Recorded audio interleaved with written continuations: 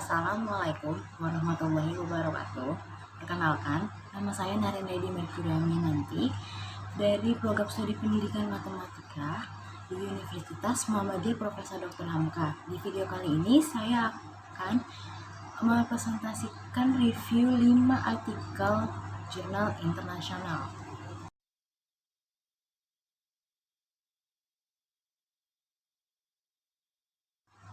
Yang pertama ada Student Creative Thinking Process Stage, ya, Implementation of Realistic Mathematics Education. Itu penulisnya John Sitorus dan Mas Rayati. Lalu ada abstrak. Penelitian ini bertujuan untuk mengetahui pengetahuan kognitif siswa pada setiap tahapan proses berpikir kreatif dengan melaksanakan Realistic Mathematics Education atau RME. Berdasarkan teori perspektif, jenis penelitian ini adalah kualitatif dengan pendekatan grounded teori yang dilakukan melalui beberapa tahap, yaitu inisiasi penelitian, data koleksi, analisis data, sintesis dan generasi penelitian, dan validasi teori. Hasilnya menunjukkan bahwa proses berpikir kreatif dengan menerapkan RME terjadi dalam 5 tahap. Yang pertama itu ada orientasi, persiapan, inkubasi, eliminasi, dan verifikasi. Pengetahuan kognitif siswa pada tahap orientasi adalah membaca dan memahami masalah kontekstual dan mencari informasi dari masalah kontekstual.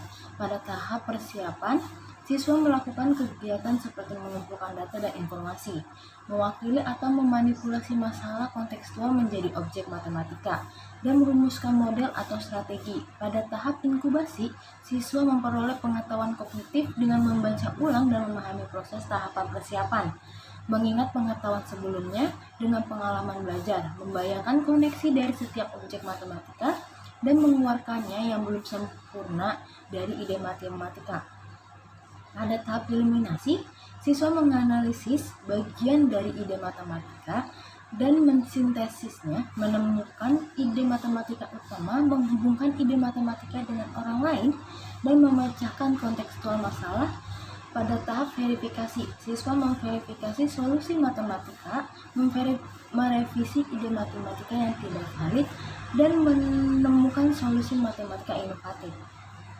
Selanjutnya ada teori penting. Berdasarkan semiawan tahun 1998 menelaah ide-ide baru yang merupakan tanggung jawab siswa sebagai hasil akhir dari pemikiran kreatifnya, proses untuk diteruskan ke publik yang lebih luas setelah merevisi dan menyempurnakan ide. Merevisi ide adalah tahap terakhir proses ini untuk menyempurnakan ide kreatif.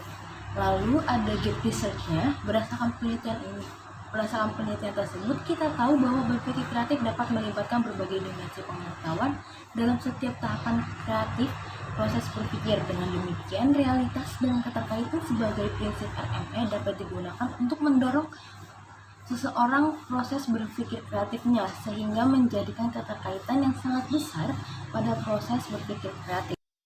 Ada research questions. Beberapa tahap proses berpikir kreatif yang dilakukan siswa sekolah dasar dengan menerapkan RME. Yang kedua, ada bagaimana siswa sekolah dasar mengkonstruksi pengetahuan kognitif matematika mereka pada setiap tahap proses berpikir kreatif dengan menerapkan RME. Ada metode dan sampel. Metodenya, jenis penelitian ini adalah kualitatif dengan pendekatan grounded teori yang bertujuan untuk menemukan teori dari memahami fenomena yang terjadi pada tahap proses berpikir kreatif siswa yang menerapkan RME. Lalu sampelnya itu SD Hikmatul Fadilah Medan yang berada dipilih sebagai lokasi penelitian karena telah melaksanakan RME versi bahasa Indonesia. Hasil penelitiannya, berdasarkan penelitian ini ditunjukkan bahwa siswa A dan siswa B dapat memahami materi dengan cepat dibandingkan siswa C. Siswa A, B, dan C selalu melakukan persiapan materi matematika dan mengumpulkan bahan materi sebelum pelajaran dimulai. Lalu ketiga siswa tersebut dapat mempresentasikan masalah kontekstual ke dalam objek matematika yang sederhana dan mampu merumuskan strategi masalah. Ketiga siswa tersebut tidak menyerah ketika mereka merasakan kesulitan, lalu memecahkan masalah kontekstual dan menemukan solusi matematika inovatif yang unik, kebaruan dan terhubung dengan realitas dan mata pelajaran lainnya. Kesimpulan dan saran. Kesimpulan, pada penelitian ini dapat ditarik kesimpulan tahapan proses berpikir kreatif dengan mengimplementasikan RME adalah orientasi, persiapan, inkubasi, iluminasi, dan verifikasi. Dalam tahap orientasi yaitu mencari informasi dalam kontekstual, tahap persiapan yaitu mengumpulkan data dan informasi, tahap inkubasi itu mengingat kembali pengetahuan dan pengalaman belajar sebelumnya, tahap iluminasi yaitu menemukan ide matematika utama, tahap verifikasi yaitu menemukan solusi matematika yang inovatif. Sarannya, seseorang dituntut untuk menggunakan dan menyelesaikan ilmu yang diperolehnya dalam proses kegiatan untuk menciptakan pemahaman yang baru. Proses ini dapat meningkatkan kemampuan penalaran adaptasi siswa, khususnya dalam mengatasi masalah di luar materi matematika yang mungkin bisa diselesaikan secara matematis.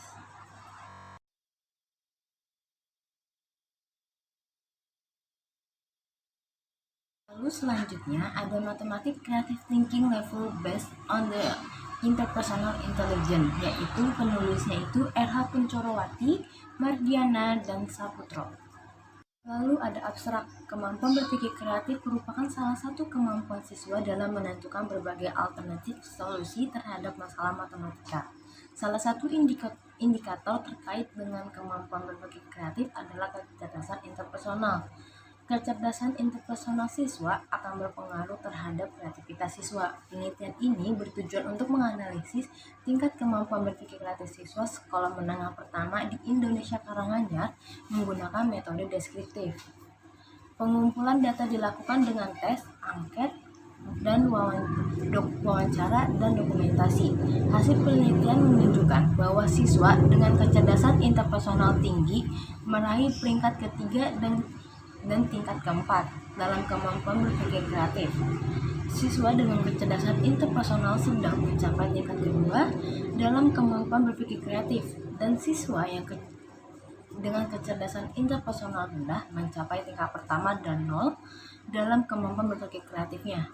Makanya, siswa dengan tingkat tinggi, sedang, dan rendah kecerdasan interpersonal mampu menyelesaikan matematikanya berdasarkan kemampuan berpikir kreativitasnya. Lalu selanjutnya ada teori penting dan gap research. Menurut Inprasita, tahun 2006, kemampuan berpikir kreatif siswa dapat ditingkatkan dengan memberikan berbagai model soal dan masalah yang memiliki banyak solusi. Pendekatan terbuka dapat digunakan secara efektif ketika guru memberikan latihan setelah kursus. Pendekatan open-minded diawali dengan memberikan masalah terbuka dengan multiply jawaban yang benar untuk siswa. Lalu gap research-nya, berdasarkan penelitian tersebut, kita tahu bahwa kecerdasan interpersonal yang tinggi mampu membuat siswa yang berkemampuan berpikir kreatif yang tergolong tinggi dapat menyelesaikan dan memecahkan masalah dengan berbagai solusi. Lalu ada research questions. Bagaimana siswa kemampuan berpikir kreatif dengan tingkat kecerdasan interpersonal? Lalu ada metode dan sampel. Metode deskriptif kualitatif digunakan dalam penelitian ini untuk menjelaskan pengaruh siswa kecerdasan interpersonal terhadap kemampuan berpikir kreatif matematis mereka. Sampelnya, penelitian ini diadakan di semester 2 tahun 2016 dan 2017 di SMP Negeri 3 Karanganyar. Pengambilan sampel acak bertujuan untuk teknik yang digunakan untuk memilih mata pelajaran berdasarkan kategori kecerdasan interpersonal siswa kelas 7 dengan total siswa 32 siswa. Pada penelitian ini ditunjukkan bahwa pada soal pertama siswa 1 mampu memahami soal dan memecahkan solusi dengan menggabungkan beberapa konsep. Siswa 1 mampu menjelaskan secara lancar apa yang ditulisnya dan suka memikirkan cara-cara berbeda yang diajarkan gurunya, sehingga siswa 1 berada di level 3 berpikir kreatif. Siswa 2 mampu menyelesaikan dengan 2 cara, tetapi siswa 2 tidak menyelesaikan menghitungnya di nomor 2, sehingga siswa 2 berada di level 2 berpikir kreatif. Siswa 3 memiliki kesulitan dalam menghitung yang dengan mendapatkan satu solusi, sehingga siswa 3 tergolong berada di level 0 berpikir kreatif. Ada kesimpulan dan saran. Pada penelitian dapat ditarik kesimpulan, pada tingkat berpikir kreatif matematis, siswa berbasis terhadap kecerdasan interpersonal siswa kelas 7, maka dapat disimpulkan siswa dengan nilai tinggi kecerdasan interpersonal berada pada level berpikir kreatif 3. Siswa dengan interpersonal kecerdasan pada tingkat berpikir kreatif 2 itu cukup kreatif, dan siswa yang tingkat kecerdasan rendah, kecerdasan interpersonal berada pada level kreatif 0, yaitu tidak kreatif. Dan sarannya, diharapkan guru dapat memberikan dan merancang pembelajaran yang dapat melatih kreativitas siswa dalam keterampilan berpikir untuk mencapai tujuan pembelajaran, sehingga kemampuan berpikir kreatif tidak hanya diperoleh melalui individu, tetapi secara kreatif dapat diperoleh melalui sosial hubungan yang berfokus pada kecerdasan interpersonal.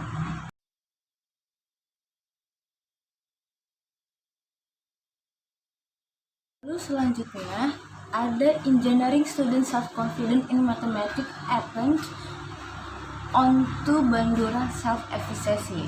Penulisnya itu Sarah Parsons, Tony Croft, dan Martin Harrison. Abstraknya, masalah terkait adalah siswa kurangnya kepercayaan diri atau self-efficacy dalam kemampuan matematika, dan penelitian ini berusaha untuk mengeksplorasi bagaimana hal ini muncul dan bagaimana hal itu mempengaruhi pembelajaran siswa dan mengusulkan saran untuk perbaikan. Wawancara dilakukan dengan mahasiswa teknik tahun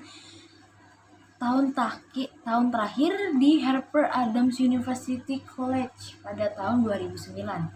Nah, ketujuh siswa ini diwawancarai menunjukkan berbagai kepercayaan diri dan prestasi serta tanggapan tentang kepercayaan diri dan matematika, dan dukungan yang akan dianalisis. Selain menganalisis wawancara skrip secara sistematis, model Bandura dari self-efficacy digunakan sebagai kerangka konseptual yang dengan akun siswa yang akan dicocokkan.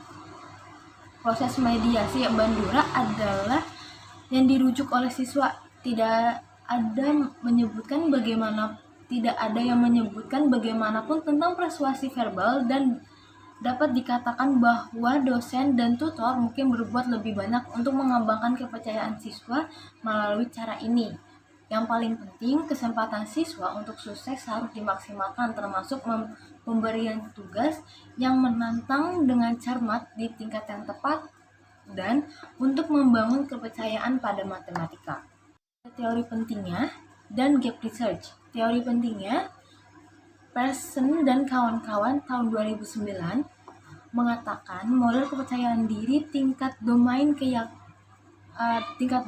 yaitu ada keyakinan keseluruhan dalam matematika. Misalnya seseorang yang kurang keyakinan untuk mengatakan saya tidak punya otak matematika. Lalu selanjutnya ada tingkat kepercayaan topik. Nah, khususnya untuk topik dan tingkat tertentu dalam kesulitan, dan kepercayaan aplikasi, misalnya kepercayaan diri untuk mengaplikasikan matematika di lingkungan tempat kerja dan lebih sedikit persyaratan matematika yang dapat diprediksi.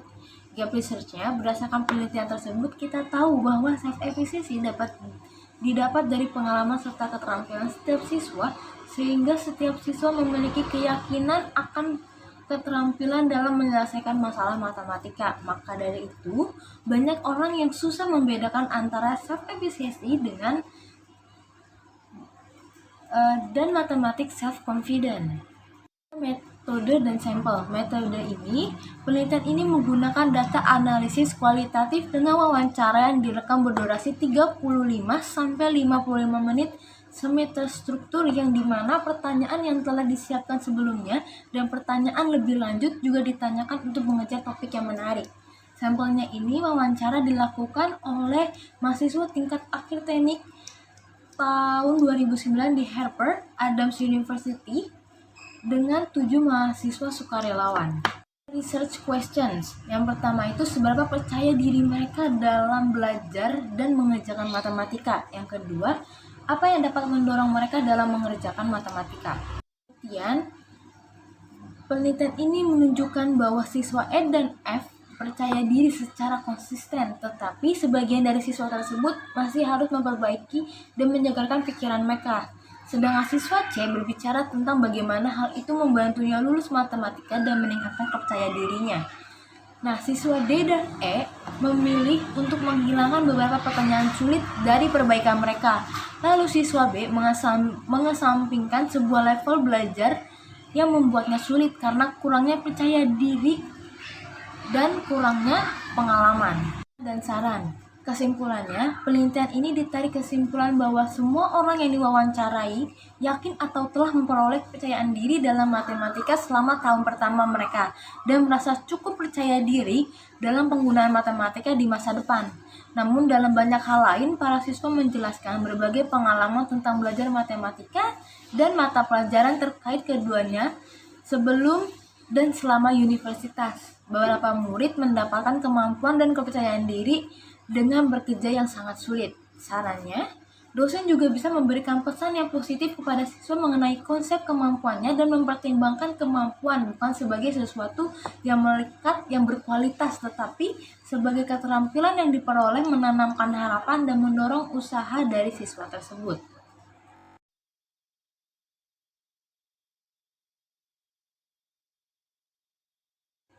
Lalu selanjutnya ada Junior High School Student Mathematical Creative Thinking Ability based on the gender difference in the plane and solid geometry subject yang ditulis oleh Ratni Purwasi, I.W. Anita, dan M. Afrilianto. Lalu selanjutnya ada abstrak, berpikir kreatif matematik dalam kemampuan siswa untuk menemukan cara pemecahan yang tidak biasa, unik, dan tidak pernah ditemukan oleh orang lain. Perkembangan konsep berpikir kreatif matematis dapat membuat siswa putus asa, sehingga kemampuan lainnya dapat dibutuhkan agar mereka mampu bertahan dan mengubah kesulitan mereka menjadi peluang diri mereka sendiri untuk maju. Penelitian ini bertujuan untuk mengetahui kemampuan berpikir kreatif matematis siswa kelas 8 SMP di salah satu SMP di Bandung Barat pada subjek mengkonstruksi bidang dan geometri padat berdasarkan perbedaan gender. Sampelnya adalah 4 siswa yang terdiri dari 2 laki-laki dan 2 perempuan. Di samping itu, pembahasan matematis keterampilan berpikir kreatif siswa sekolah menengah pertama dilihat dari perbedaan jenis kelamin antara siswa laki-laki dan perempuan dalam hal kemampuan berpikir kreatif mereka. Instrumen penelitian ini merupakan tes kemampuan berpikir kreatif dan wawancara. Penelitian ini bersifat deskriptif kualitatif yang bertujuan untuk mendeskripsikan kemampuan berpikir kreatif matematis, memecahkan masalah bidang dan geometri padat. Hasil penelitian menunjukkan bahwa perbedaan kemampuan antara siswa laki-laki dan perempuan adalah bahwa siswa perempuan memiliki kemampuan matematika yang jauh lebih baik berpikir kreatif. Selain faktor gender, faktor lain juga dapat mempengaruhi pencapaian prestasi keterampilan berpikir kreatif, yaitu kesiapan siswa dan guru untuk belajar. Lalu ada dasar siswa kemampuan dan pengetahuan konsep matematikanya. Siswa laki-laki lebih detail dalam menjelaskan bentuk setiap ruang yang diberikan dari soal. Lalu teori penting. Menurut Santrok tahun 2007 menyatakan bahwa gender mempengaruhi prestasi belajar karena gender merupakan dimensi sosiokultural dan psikologi laki-laki dan perempuan. Gap research-nya, berdasarkan penelitian tersebut, kita tahu bahwa kemampuan berpikir kreatif siswa laki-laki maupun perempuan dapat dipengaruhi oleh inner child atau kepercayaan diri yang membuat siswa laki-laki maupun perempuan yang berada di dalam kondisi yang mampu dalam proses belajar. Ada metode dan sampel. Metode yang digunakan dalam penelitian ini adalah deskriptif kualitatif dengan menggunakan instrumen tes kemampuan spasial dan daftar pertanyaan. Peneliti menganalisis nilai matematika dari rapor siswa untuk Menentukan subjek penelitian. Lalu sampelnya 10 siswa laki-laki dan 10 siswa perempuan kelas 8 SMP 2 Ngamprat tahun ajar 2018 dan 2019. Sampelnya adalah diberikan tes dan kuesioner. Researchnya, apakah perbedaan gender mempengaruhi kemampuan berpikir kreatif matematis siswa? Hasil penelitian ini ditunjukkan bahwa siswa laki-laki 1 dan laki-laki 2 masih belum mampu mengerjakan soal dengan berbagai alternatif untuk cara menjawab. Mereka hanya bisa menyelesaikan pertanyaan dengan satu cara. Dan perempuan 1 dan perempuan 2 cenderung hanya menyelesaikan satu jawaban. Jawaban siswa mampu memberikan jawaban yang baik dengan penjelasan dan memecahkan pertanyaan secara terstruktur. Siswa laki-laki 1 dan laki-laki 2 terlihat bahwa soal-soal dengan indikator kebaruan mampu memberikan jawaban atau pertanyaan pada tingkat pengetahuan yang lebih tinggi daripada kemampuan kognitif. Sedangkan siswa perempuan 1 dan perempuan 2 masih rendah dalam kemampuan kognitif untuk berpikir kreatifnya. Lalu kesimpulan. Berdasarkan hasil analisis data, pada hasil dan pembahasan dapat disimpulkan bahwa kemampuan berpikir kreatif matematik siswa laki-laki 1 dan laki-laki 2 tergolong sedang, sedangkan siswa perempuan 1 dan perempuan 2 masih tergolong rendah. Mereka masih kesulitan memahami masalah di dalam pertanyaan dan menempatkan atau menghubungkan apa yang ditanyakan, apa yang diketahui dalam masalah tersebut, terutama dalam masalah tersebut indikator kebaruan, sehingga sulit untuk memahami masalah kemampuan berpikir kreatif. Selanjutnya ada sarannya. Saran agar siswa terbiasa memahami masalah matematika dengan indikator kemampuan berpikir kreatif sangat dibutuhkan guru untuk memberikan banyak pertanyaan tingkat tinggi kepada mereka. Siswa harus terbiasa dengan perencanaan dan menyelesaikan pertanyaan masalah tingkat tinggi agar siswa melaksanakan solusi dengan menggunakan strategi yang terencana. Guru perlu memberikan bagaimana menggunakan strategi yang baik dalam menyelesaikan masalah di beberapa masalah cerita.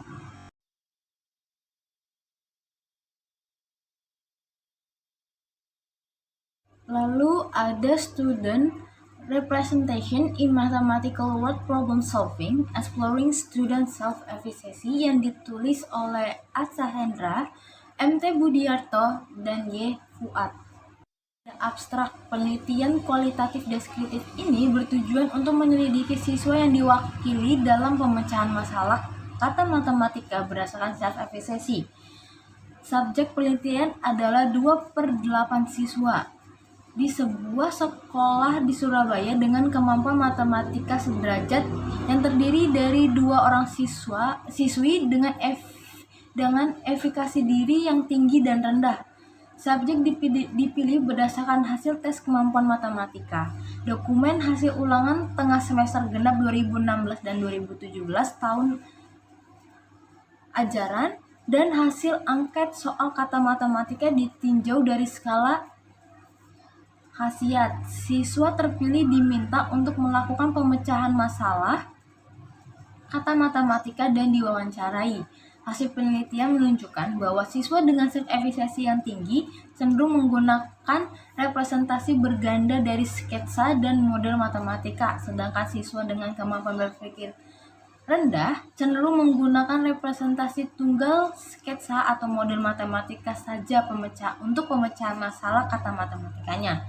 Studi ini menekankan bahwa guru harus memperhatikan keterwakilan siswa sebagai bahan pertimbangan untuk merancang pembelajaran yang inovatif, meningkatkan efikasi diri setiap siswa untuk mencapai prestasi matematika yang memaksimalkan meskipun masih membutuhkan penyesuaian dengan situasi dan kondisi sekolah.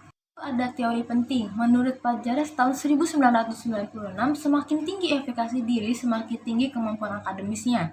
Efikasi diri juga merupakan penentuan yang mempengaruhi pilihan individu dalam pelarian usahanya, ketekunan dalam menghadapi kesulitan, dan pola pikir serta reaksi emosional yang mereka alami. Gap research-nya, Berdasarkan penelitian tersebut, kita tahu bahwa self-efficacy cenderung memunculkan kepercayaan diri siswa sehingga dapat merepresentasikan dengan banyak cara berdasarkan dari pengalaman belajar untuk pemecahan masalah. Questions, yaitu bagaimana siswa dapat merepresentasikan soal matematika tersebut berdasarkan efisiensi. Metode yang digunakan yaitu penelitian kualitatif deskriptif. Penelitian ini menggunakan langkah pemecahan masalah polya. Sampel yang digunakan itu 2 siswa kelas 8 MTS Negeri 2 Surabaya memiliki kemampuan matematika sederajat, yaitu satu dengan self-efficacy dan yang lainnya dengan self-efficacy yang rendah dan tinggi. Hasil penelitian ini menunjukkan bahwa subjek dengan self-efficacy tertinggi pada tahap dalam memahami masalah cenderung menggunakan simbol dalam penyajian informasi dan penyajian apa yang ditanyakan pada pertanyaan, tetapi belum mampu menjelaskan arti simbol yang digunakan dengan benar. Selain itu, mereka cenderung memilih merepresentasi di bentuk visual dan simbol. Subjek dengan self-efficacy tinggi berasumsi bahwa matematika memiliki peran penting dalam guna kehidupan sehari-hari. Subjek dengan self-efficacy rendah cenderung menggunakan kata-kata tertulis dalam menyampaikan informasi dan penyajiannya apa yang ditanyakan pada materi. Memilih merepresentasi dalam bentuk visual atau simbol sebagai strategi penyelesaian. Subjek dengan self-efficacy rendah dalam pemecahan masalah kata matematika dominan digunakannya hanya satu bentuk representasi berdasarkan pengalaman belajar. Kesimpulan penelitian ini ditarik kesimpulan bahwa siswa dengan self-efficacy dalam pemecahan masalah kata matematika, penyajian data atau informasi yang diketahui dan ditanyakan dalam kaitannya dengan masalah tersebut ke dalam bentuk simbol. Strategi penyelesaian masalah yang diberikan cenderung melibatkan kebutuhan representasi ganda dalam bentuk visual sketsa dan simbol rumus atau modal matematika dan memanipulasi gambar, sketsa, dan rumus yang telah dibuat. Sarannya, guru dapat membantu siswa dalam melakukan proses representasi dalam pembelajaran matematika akan memikirkan ide-ide pemikiran atau konsep matematika yang dia pelajari untuk memahami masalah dengan jelas, menghubungkan masalah dengan pengetahuan siswa yang dibuat perencanaan, lalu mampu mengintegrasi dari beberapa proses kognitif yang dibutuhkan siswa, memahami bahasa dan informasi faktual dalam masalah, menerjemahkan masalah dengan menggunakan informasi yang relevan, dan untuk membantu merepresentasi mental yang sesuai, dan menyusun atau memantau rencana pemecahan masalah dan melakukan perhitungan prosedural yang sesuai. Mungkin sekian dari presentasi saya tentang artikel review jurnal internasional. Kurang lebihnya mohon maaf. Wassalamualaikum warahmatullahi wabarakatuh.